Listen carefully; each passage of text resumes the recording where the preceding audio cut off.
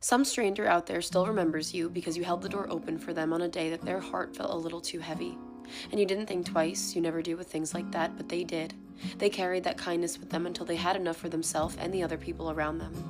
Sonder is terrifying and beautiful all at once. Every person you brush past is living a life that is just as complicated, just as mean, and just as exciting as your own.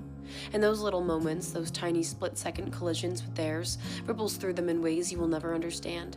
Maybe you once told a girl you liked her shoes, so casually it meant almost nothing. And she almost looked confused as she smiled, almost like she had forgotten how.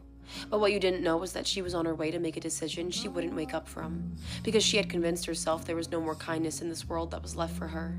But then you liked her shoes and she smiled and laughed, and for a moment she felt visible, like maybe there was some kindness left for her. So she went home instead, woke up the next morning and enjoyed her cup of coffee. And you will never know that you saved her, but she will never forget that you did.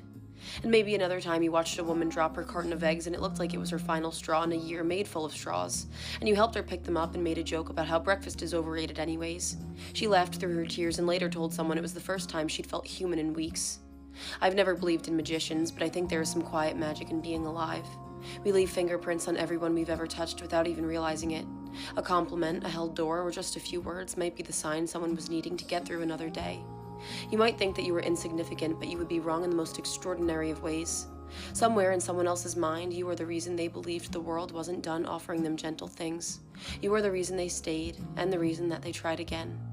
You don't have to save the world to change it. Sometimes you just have to exist in it with a little bit of kindness.